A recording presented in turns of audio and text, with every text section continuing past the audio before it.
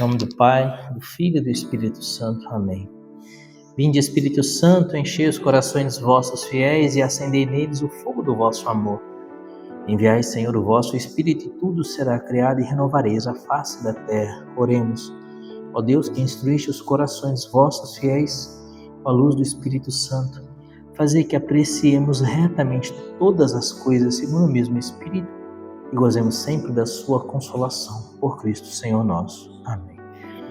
Mãe de Deus, nós consagramos ao seu coração imaculado essa catequese e passa à frente para que tudo concorra para a honra e glória do nome de Jesus. Que essa catequese nos ensine a amar ainda mais a Deus. Ave Maria, cheia de graça, o Senhor é convosco. Bendita sois vós entre as mulheres, bendito é o fruto do vosso ventre, Jesus. Santa Maria, Mãe de Deus, rogai por nós, pecadores, agora e na hora da nossa morte. Amém. Gloriosíssimo Patriarca São José, rogai por nós e valei-nos. Em nome do Pai, do Filho e do Espírito Santo. Amém. Pessoal, o tema da catequese de hoje é a vocação social do homem. Estamos avançando no nosso catecismo da Igreja Católica, estamos chegando já na reta final do catecismo, já passamos da metade. E a vocação social do homem, ela começa no parágrafo 1877 do catecismo da Igreja Católica. Já estudamos tudo isso aqui, já estamos avançando para a reta final do catecismo. O homem, ele é um ser social, é um ser vocacionado a viver em sociedade. Qualquer ser humano, pela sua própria natureza humana, tende a viver em sociedade. Só que para quê? O homem, ele foi projetado por Deus. A gente vê um relógio, né? Esse relógio foi projetado por alguém. Então, quando a gente olha o relógio e olha os botões do relógio, a gente percebe que se eu apertar esse botão aqui, acende a luz. Se eu apertar esse botão, vai para o cronômetro. Se eu apertar esse botão, zero o cronômetro. E assim por diante. Então, cada botão foi pensado e cada botão tem uma função. Alguém pensou esse relógio. O homem foi criado por Deus. Deus pensou o homem.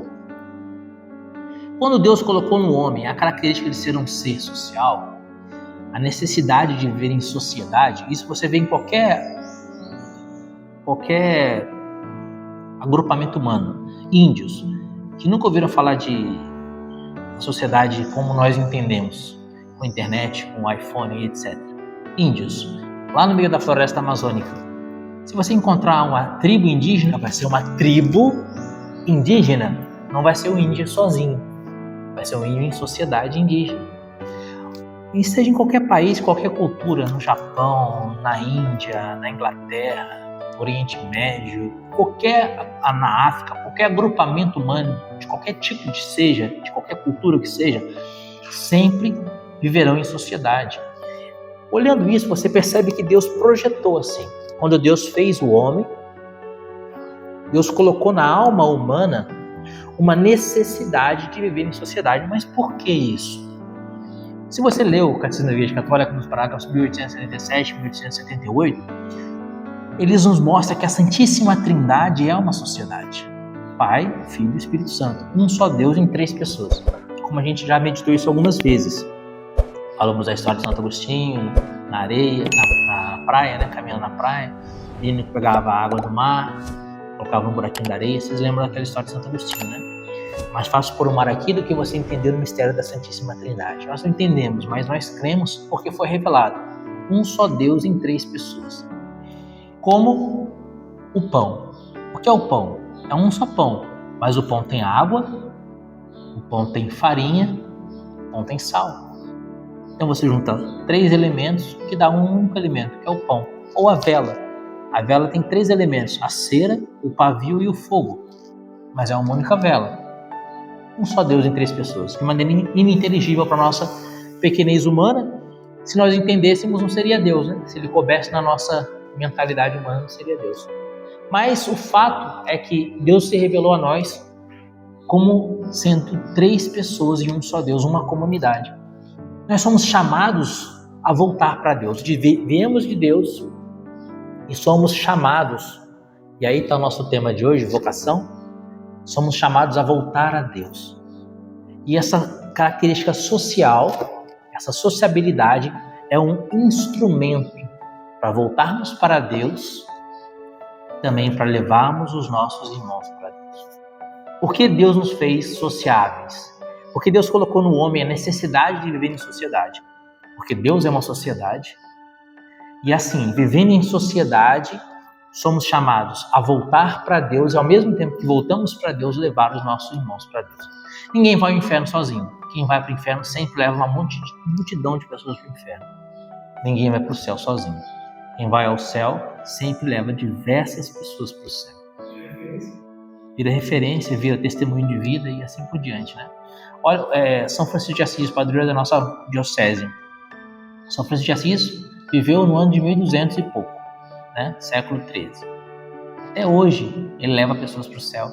Depois de São Francisco, Santa Clara, São Benedito, Santo Antônio, São Pio de Pietrelcina, São Maximiliano Kolbe, todos os santos franciscanos. Porque viveram o carisma, o testemunho, andaram pela estrada de São Francisco de Assis. Então ninguém vai ao inferno sozinho, da mesma forma ninguém vai ao céu sozinho. Somos seres sociáveis. E aí vem o sentido da palavra vocação. O que é vocação? Vocação é chamado. Vem da expressão grega vocare, significa chamado. Vocação é um chamado. Então, nesse primeiro momento, que a gente vai falar sobre a vocação social do homem e a vocação do homem no mundo, a gente precisa entender o que é vocação. A gente vai, quando jovem, fazer um teste vocacional, não é assim? Fazer um teste vocacional para ver qual a profissão que eu vou desenvolver na minha vida, né? Só que o teste vocacional tem o nome errado. Não devia ser teste vocacional, devia ser teste de aptidão.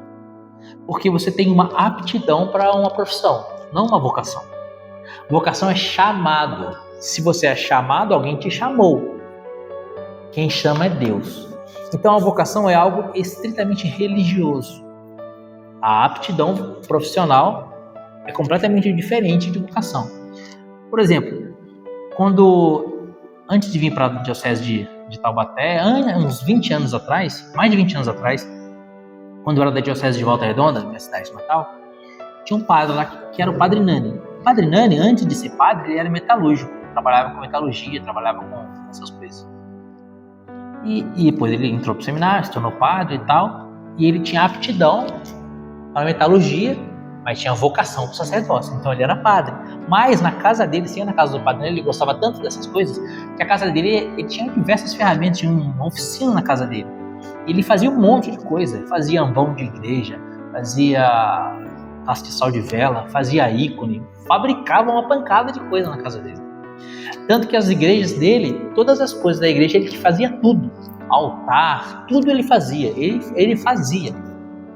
Isso é vocação? Não, isso é aptidão profissional. Ele tinha um talento para fazer as coisas metalurgicamente, na metalurgia e tal, marcenaria e metalurgia, ele tinha um talento para fazer, mas não era a vocação dele. A vocação dele era o sacerdócio, ele era padre.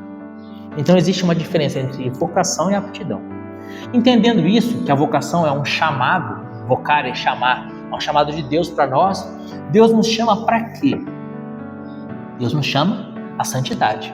Eu coloquei ali Hebreus capítulo 12, versículo 14, que diz assim: sem a santidade ninguém verá a Deus. Deus é uma comunidade de amor, Pai, Filho e Espírito Santo, e Ele nos chama a retornar a Ele. Viemos de Deus e voltaremos para Deus. Mas o caminho dessa volta para Deus é o caminho da santidade. Sem a santidade, ninguém verá a Deus. Então, qual é a nossa primeira vocação? Sermos santos. Nossa primeira vocação é sermos santos. 1 Tessalonicenses, capítulo 4, versículo 3 diz: essa é a vontade de Deus a vosso respeito, a vossa santificação. Olha que São Paulo, eu vou até pegar esse texto de Tessalonicenses. Olha que São Paulo, ele fala no singular, ele não fala no plural. É 1 Tessalonicenses, capítulo 4, versículo 3. Ele diz no singular: esta é a vontade de Deus, a vossa santificação. Então Deus tem uma única vontade com relação a nós. Está no singular. Essa não é uma das vontades de Deus, ou essa não é a maior das vontades de Deus. Deus só quer uma coisa de você: que você seja santo. Por isso, ele repete isso nas Sagradas Escrituras tantas vezes. Lá em Levítico, capítulo 19, versículo 2, Levítico está aqui, ó, só para vocês terem uma ideia de posição na Bíblia. Levítico, capítulo 19, versículo 2. Abri aqui, ó. Aqui está Levítico 19, versículo 2. Sede santos como o Senhor teu Deus é santo. Em Mateus, que é o auge, é o ápice da Sagrada Escritura, porque é o Evangelho, o primeiro Evangelho, o ponto mais alto da Sagrada Escritura, Mateus capítulo 5, versículo 48, o Senhor diz: sede perfeitos como vosso Pai Celeste é perfeito. Depois, lá na primeira carta de Pedro, capítulo 1, versículo 8, 1 Pedro, capítulo 1, versículo 8, deixa eu abrir Pedro aqui, achei. 1 Pedro, capítulo 1, versículo 8, 1 Pedro, capítulo 1, versículo 16. Sede santos como o Senhor teu Deus é santo. Então, Levítico 19, versículo 2, sede santos como o Senhor teu Deus é santo. Mateus 5, 48, sede perfeitos como o vosso Pai Celeste é perfeito. 1 Pedro, capítulo 1, versículo 16, sede santos como o Senhor teu Deus é santo. Hebreus, capítulo 12, versículo 14, sem a santidade ninguém verá a Deus. 1 Tessalonicenses, capítulo 4, versículo 3, essa é a vontade de Deus a vosso respeito, a vossa santificação. Deus vai reiterando isso na Sagrada Escritura, do início ao fim. Do início ao fim da Bíblia, Deus vai falando que a gente precisa ser santo, que Ele quer que a gente seja santo. Nós somos chamados à santidade. Essa é uma vocação universal. Todo ser humano nasceu para ser santo, foi criado para ser santo. Deus quer que você seja um grande santo, um santo de sétima morada. Essa é a nossa vocação. Então, o que é vocação? É um chamado aqui a sermos santos. Mas, para sermos santos e para que sejamos santos, Deus traçou um caminho. E é o nosso caminho vocacional. É a nossa estrada da santidade. Para cada pessoa, Deus traçou uma estrada de santidade diferente. É o nosso caminho vocacional. A gente vai pegar aqui Lucas, Evangelho de Nosso Senhor e Salvador Jesus Cristo, segundo São Lucas, e a gente vai entender aqui no Evangelho de Lucas que Deus traça caminhos diferentes para as pessoas. Primeiro a gente vai pegar Lucas, capítulo 5, versículo 11. Do versículo 1 ao versículo 11 é a vocação de Pedro. Jesus prega e a multidão acorre para ouvir a pregação de Jesus, então Jesus sobe na barca de Pedro. Jesus prega da barca de Pedro, já mostrando ali que a barca é o símbolo da igreja, a barca de Pedro é a igreja católica. Por isso Jesus prega na barca de Pedro, ou seja, na igreja católica, a igreja de Pedro. Depois Jesus prega na barca de Pedro, ele fala para Pedro: vai lá agora, joga as redes e você vai pescar. Pedro fala: Senhor, a gente pescou a noite inteira, não pegamos nada. De peixe eu entendo, mas já que o Senhor está falando, eu vou fazer. Pedro vai, lança as redes, e as redes se enchem de peixes, quase que as barcas afundam. Então, no versículo 10, no versículo 11, diz assim: doravante serás pescador de homens. E atracando as barcas à terra, deixaram tudo e seguiram Jesus. Então, quando Pedro vê o milagre, ele se espanta. Jesus fala assim: você pescou peixes, agora você vai pescar homens. Pedro abandona tudo, abandona o barco, abandona a profissão, abandona tudo e segue Jesus. Deixou tudo para seguir Jesus. Depois você vai ver em Lucas, capítulo 5, versículo 28, a vocação de Mateus, São Mateus. Ele era um publicano, um cobrador de impostos. Jesus passa e vê Mateus na coletoria de impostos. Você vê que para chamar Pedro, Jesus operou um milagre. Para chamar Mateus, Jesus não operou milagre nenhum. Jesus apenas olha para Mateus e fala: segue-me. Olha que interessante. Depois disso ele saiu, viu sentado ao balcão um coletor de impostos por nome Levi. Estou lendo Lucas 5, 27. E disse-lhe: segue-me.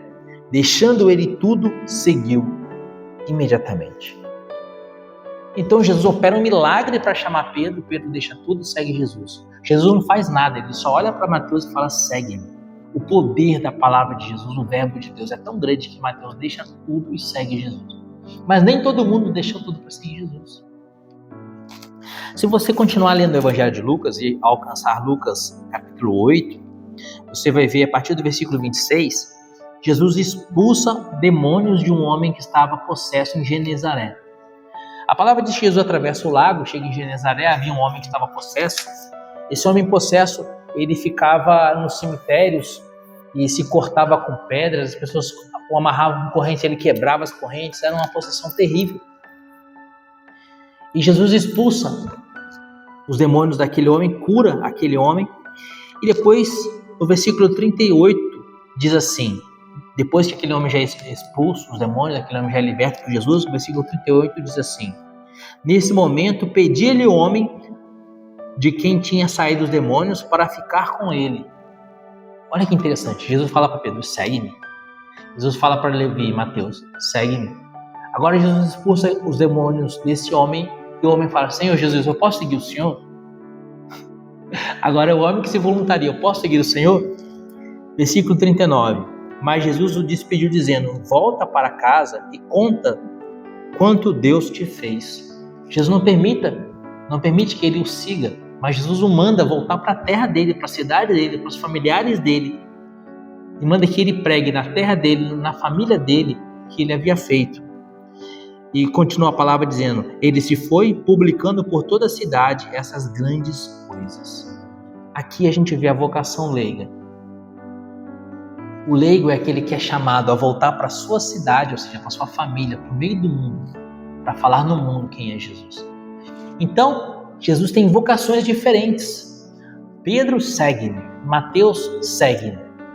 O processo de Genezaré vai e fica no mundo onde você está mesmo.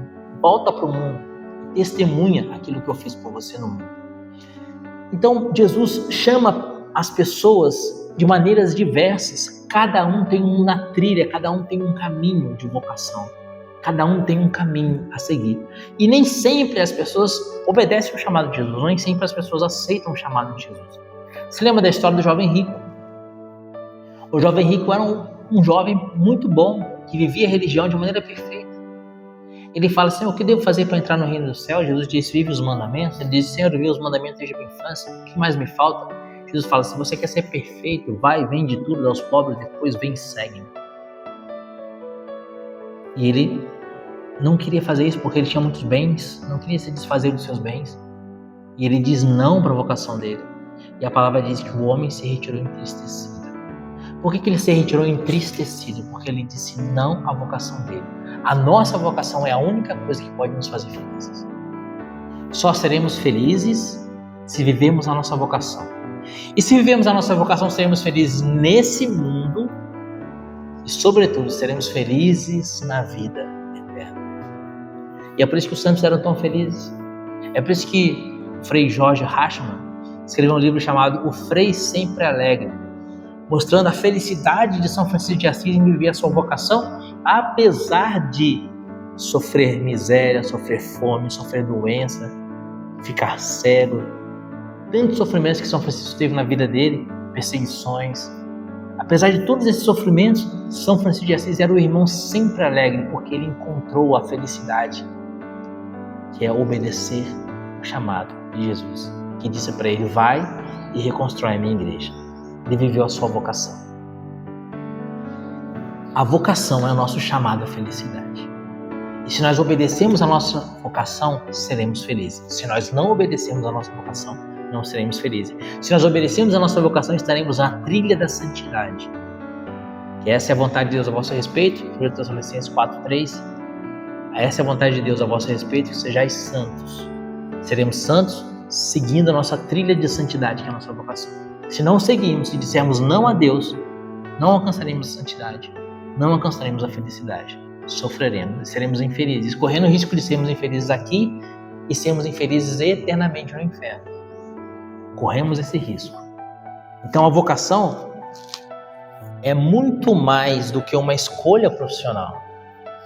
A vocação é um sim à felicidade, aqui e eternamente. E quais são essas vocações? São diferentes das vocações que a gente já falou, e aí a gente tem 4 tipos de vocação: o ministro ordenado, o religioso, o casado e o solteiro.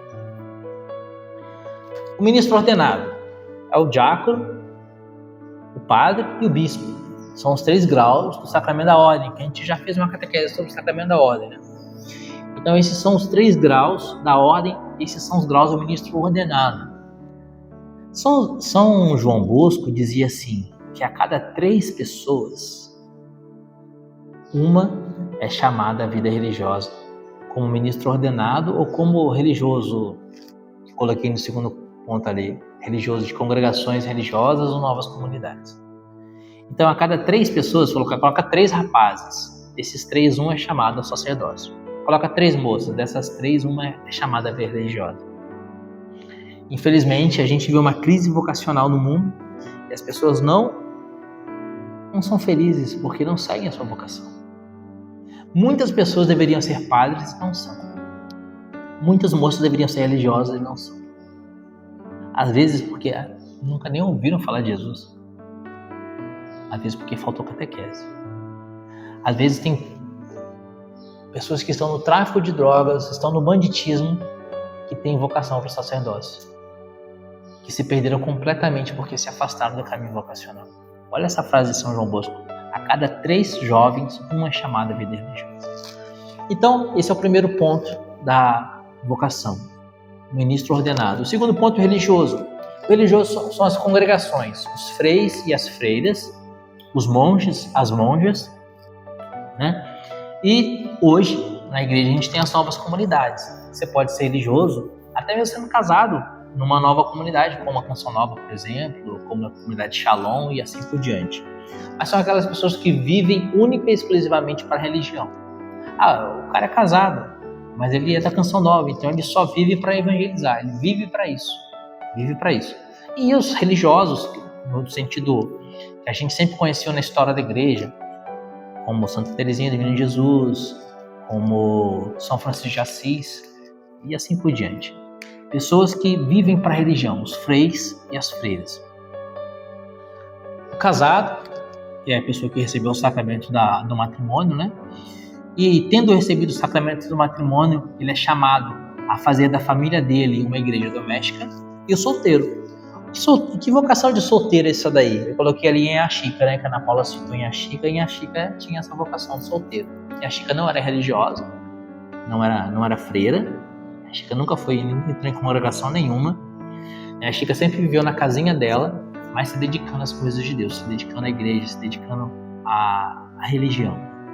Ela fez um voto quando a mãe dela morreu de não se casar. E ela levou esse voto para a vida toda. Ela sempre foi de Jesus, mas nunca foi religiosa, com congregação alguma. E vivendo a vida dela como solteira, ela exerceu um ministério tremendo em Baipendi, tão tremendo que apesar dela ser analfabeta, apesar dela ser uma pessoa extremamente simples, as pessoas da corte vinham do Rio de Janeiro, da corte, da capital, para se consultar com a Chica. Então, uma mulher simples, filha de escravos. A mãe dela havia sido escrava alforriada. Filha de escravos, mestiça, dava conselhos às pessoas da corte do Brasil. Coisa tremenda, né? Numa simplicidade, por causa da santidade dela, numa simplicidade tremenda. É uma vocação do solteiro. É o solteirão que não conseguiu casar e encalhou? Não é o solteirão que não conseguiu se casar e se encalhou. O solteiro é uma vocação específica que poucas pessoas têm, de servir a igreja, um chamado de servir a igreja, ainda que não seja ingressando numa congregação. Como, por exemplo, o Valmir Alencar, que é um cantor católico. Ele é leigo e é solteiro. Nunca se casou e vive só para evangelizar através da música e assim por diante. O grande exemplo que a gente tem aqui no Brasil, a Beata e a Chica. Só que no nosso caso, eu sou casado, vocês também, somos chamados à vocação do matrimônio. Por isso hoje, como a nossa catequese é para pessoas que são chamadas à vocação do matrimônio, eu quero gastar mais tempo falando sobre essa vocação. O homem é um ser social, é chamado por vocação ser um ser social. Qualquer ser humano é um ser social, porque na sociedade a gente é chamado a reproduzir o amor da Santíssima Trindade. E a sociedade é formada, na sua grande maioria, por pessoas que têm essa vocação, né? A grande maioria. Se formos colocar em números percentuais do que diz São João Bosco, Se ele diz que a cada 3 jovens, um é chamado ao matrimônio, um é chamado ao sacerdócio ou à vida religiosa, ele quer dizer que 33% das pessoas são chamadas à vida religiosa. Se 33% das pessoas são chamadas à vida religiosa, então 77% das pessoas, ou melhor, 67% das pessoas são chamados ao matrimônio. Então a grande maioria, 67% das pessoas, são chamadas a essa vocação, que é a vocação matrimonial. Só que as pessoas deturparam o sentido do matrimônio e começam a ver o matrimônio como se fosse um jeito, entre aspas, lícito, de viver a vida sexual e de ser o dono do seu próprio nariz. Porque se eu sou religioso, eu tenho que obedecer o bispo ou a madre e assim por diante, né? Agora, se eu sou casado, eu faço o que eu quero, quando eu quero, do jeito que eu quero, compro o que eu quero, não faço votos de pobreza, de castidade e obediência, faço o que eu quero. Sou o dono do meu próprio nariz. E posso viver a vida sexual sem dor na consciência, sem me preocupar, porque estou dentro da lei de Deus. Então as pessoas enxergam o matrimônio muitas vezes como sendo uma, abre parênteses aqui, uma saída viável para não ir para o inferno, mas ao mesmo tempo fazer o que eu quero. A gente não vive para fazer o que a gente quer, a gente vive para fazer o que Deus quer. Esse é o sentido da vida religiosa e esse é o sentido da vida humana. A gente só é feliz se a gente faz o que Deus quer. E o que Deus quer? Essa é a vontade de Deus a vosso respeito, a vossa santificação. Então Deus quer que você seja santo no matrimônio. O matrimônio é para te fazer santo. O matrimônio é para que você seja santo e para que você contribua para que a sua esposa, o seu marido, os seus filhos sejam santos. Lembra que a gente é chamado a ser um ser social? Por que nós somos chamados a ser um ser social? Para fazer do mundo o reino de Cristo. Para levar o mundo, levar as pessoas para Deus. Somos seres sociais para levar as pessoas para Deus. E ainda de forma especialíssima no matrimônio, nós somos chamados a levar o cônjuge para Deus e a levar os filhos para Deus. Quando um homem ou uma mulher casada morre e vai ser julgado por Deus, ele vai ter que dar conta da alma dos filhos e da alma do cônjuge. Onde estão os teus filhos? Os teus filhos estão em Deus? Por que os seus filhos não estão em Deus? É responsabilidade sua, pai, é responsabilidade sua, mãe, santificar os seus filhos, contribuir para a santidade dos seus filhos. Seja por palavras, seja por testemunho, seja por conselhos, você é responsável pela santidade dos seus filhos. Você é responsável para contribuir para a santidade da sua esposa, do seu marido. E assim, eu trouxe esses livros aqui de santos que foram casados. Aqui tem diversos exemplos de santos que foram casados, como Santo Isidoro, menos conhecido, ou como Santa Rita de Cássia, que é tão conhecida que foi casada também. Esse livro aqui é a biografia de São Luís Martin, o pai de Santa Teresia. Esse livro é só sobre a santidade de São Luís Martin. Esse livro aqui é um compêndio de diversos santos casados, diversos santos casados. Vou pegar o índice aqui olha que a quantidade de santos casados, diversos. Então, começa com a Santíssima Virgem de São José, São Joaquim de Santana, que são os pais da Santíssima Virgem, Santa Isabel e São Zacarias, os pais de São João Batista, e depois destrincha aqui uma quantidade enorme de santos casados. São Basílio e Santa Emília, São Gregório de Nazianzo e Santa Nona, Santo Hilário de Portiesa, Santa Mônica e Patrício, Santa Paula Romana, e assim uma infinidade de santos casados aqui, ó. São 400 páginas, 435 páginas de uma infinidade de santos casados por ordem temporal, encerrando com Santa Gianna Beretta Molla e Pietro Molla, que são os últimos santos casados canonizados. Esse livro aqui é sobre os pais de Santa Teresinha, sobre a vida de São Luís Martin e Santa Zélia, a foto deles aqui, e mais um livro sobre São Luís e Santa Zélia. Você percebeu que eu trouxe 3 livros aqui desses livros de Santos Casados, 3 sobre os pais de Santa Teresinha, né? A biografia de São Luís e esses 2 aqui sobre a história da família de Santa Teresinha. Por quê? Porque Santa Teresinha é doutora da igreja. O que é doutora da igreja? Doutora da igreja é uma pessoa que apresentou uma espiritualidade, um jeito novo de alcançar o céu eficaz. Santa Teresinha apresentou a pequena via. Ela é um farol que luz para o mundo, de um jeito de alcançar o céu. Por quê? Na época de Santa Teresinha, havia uma heresia chamada jansenismo. Vocês já ouviram falar disso? O jansenismo, ele apresentava um rigorismo religioso. As pessoas enxergavam a religião como algo muito difícil e um Deus como sendo alguém muito rígido. E para se agradar a Deus era preciso fazer penitências muito rígidas, extremamente severas. Era preciso viver uma religião muito minimalista, lembrando até mesmo aquilo que os fariseus pregavam. Então as pessoas achavam que para você ser santo você tinha que se flagelar, se chicotear. Vocês viram falar da disciplina? As pessoas pegavam chicotes e batiam nas costas para fazer penitência. Então era algo muito extremo, muitas horas, de muitos dias de jejum e assim por diante. Santa Teresinha percebeu que existe um jeito de agradar a Deus sendo pequenino. Ela dizia: águia não sou, meu Senhor. Ela trago tão somente o olhar e no coração a aspiração do seu voar. Então ela disse que ela não era uma águia, ela disse que ela era um pequeno passarinho, né? Passarinho é o que eu sou nas mãos do meu Senhor, dizia Santa Teresinha. E ela descobriu a pequena via. Ela disse assim: eu não consigo fazer jejuns muito fortes. Então quando eu me sento, eu não encosto na cadeira. Mas eu fico sempre sem me encostar na cadeira e ofereço isso como penitência.